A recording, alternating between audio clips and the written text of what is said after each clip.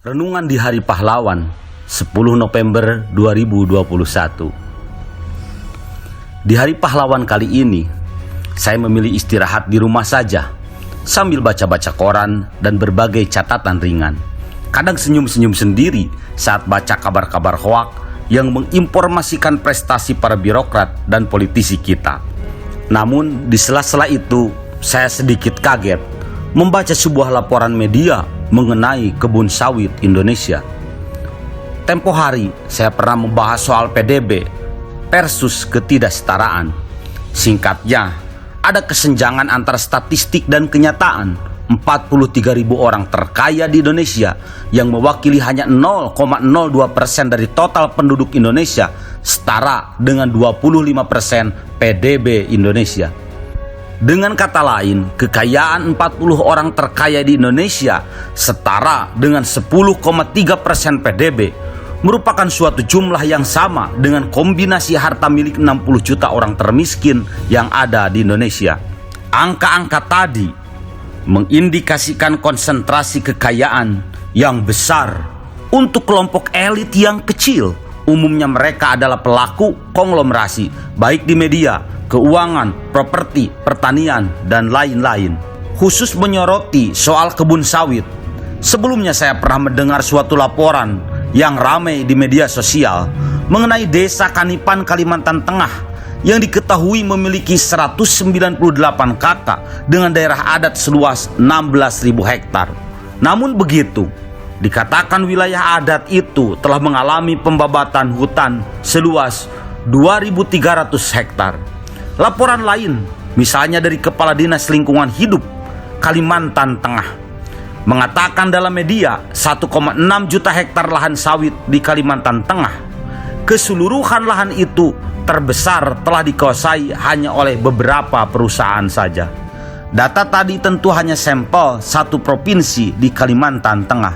Ada belasan, bahkan puluhan juta hektar lahan sawit yang tersebar di Sumatera, Papua, Jawa, dan Kalimantan. Salah satunya berdasar pada data Deputi Pengelolaan Pengetahuan LSM Kiara. Lahan itu rupanya hanya dikuasai oleh beberapa orang yang lagi-lagi dicurigai publik sebagai pelaku usaha konglomerasi. Mereka bahkan menjalankan bisnisnya tidak hanya ditempuh dengan cara legal, tapi setidaknya ada 1,8 juta hektar kebun sawit disebut tak berizin. 3,3 juta hektar kebun sawit ada di kawasan hutan.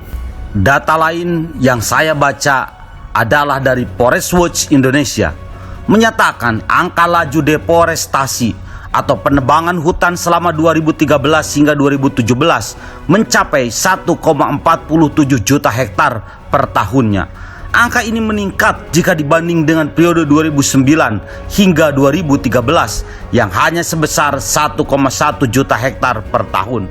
Dan penyumbang paling agresif adalah pembukaan lahan untuk perkebunan sawit.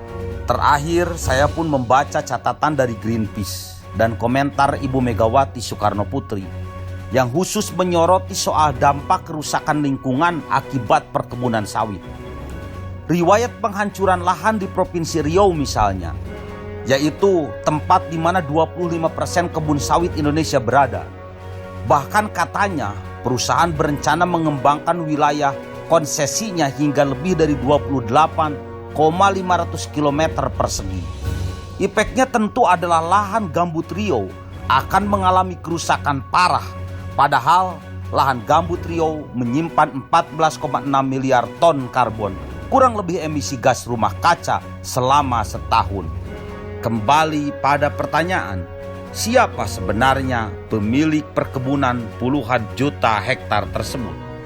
Sebenarnya bukan soal nama orang atau perusahaan, juga suku bangsa mana yang memilikinya. Tapi pertanyaan ini merupakan lanjutan dari renungan saya soal kesenjangan ekonomi yang selalu diiringi dengan kerusakan ekologi yang sangat mengkhawatirkan. Sejujurnya, semua yang terjadi di atas berada di level wabah yang melengkapi jutaan masalah lain yang begitu kompleks dan rumitnya. Wabah-wabah masalah seperti ini akan selalu terjadi karena memang sebab intinya adalah sistem negara itu sendiri. di mana seluruh negara di dunia ini berpaham materialisme. Sebagaimana pada catatan-catatan saya sebelumnya telah menjelaskan bahwa negara lah yang melegalkan monopolisasi ekonomi, baik yang dilakukan negara sendiri, kelompok perusahaan, dan atau pribadi. Hingga wajar jika hanya sebagian kecil masyarakat yang dinyatakan sejahtera, bahkan duitnya dianggap melintasi batas-batas normalnya manusia kaya. Namun di sisi lain, yang miskin dan melarat makin lama jumlahnya makin membeludak. Monopolisasi yang dilegitimasi negara sudah menjadi cara yang dilakukan secara sengaja dan terencana. Artinya, secara redaksi bukan lagi disebut monopolistik, tapi sudah monopolisme. Bagaimana tidak, sebab negara melegitimasi monopoli dalam perdagangan bukan hanya sekali atau 2 kali saja, tapi selamanya, sejak negara di seluruh dunia memegang mandat mengatur hajat hidup orang banyak. Sangat mustahil negara tidak tahu mengenai data-data ketidakadilan, ketimpangan ekonomi yang begitu curam, karena memang sejak awal yang menguasai bumi, air, dan segala isinya itu adalah lembaga negara. Juga yang memberi mandat pada sebagian kecil orang untuk menguasai sumber materi yang ada di langit, di daratan, dan di lautan adalah negara juga. Dan negara pun mustahil menghentikan langkahnya ini, sekalipun hasilnya sangat buruk, karena sejujurnya monopolisme adalah satu-satunya opsi negara dalam mempertahankan kehidupannya. Materialisme dan monopolisme adalah agama satu-satunya yang dianut seluruh lembaga negara di dunia sekarang ini. Agama ini mengajarkan ajaran yang berbeda dengan logika kemanusiaan, bahasa yang tidak bisa dipahami logika manusia, hingga wajar jika invasi dan deforestasi disebut solusi dan investasi, ancaman lingkungan disebut peluang mata pencaharian, dan keserakahan disebut pertumbuhan, dan lain-lain. Suatu redaksi yang sesungguhnya mereduksi makna keadilan dalam definisi kemanusiaan. Akhirnya, sumber ekonomi di seluruh dunia telah dimonopolisasi secara brutal oleh lembaga negara dan segelintir orang saja. Monopolisasi ini hakikatnya sebagai bentuk perwujudan atau implementasi agama kesesatan yang berbahasa tidak menggunakan logika keadilan dan kemanusiaan, hingga akibatnya masa depan kehidupan manusia pun diliputi dengan keterancaman.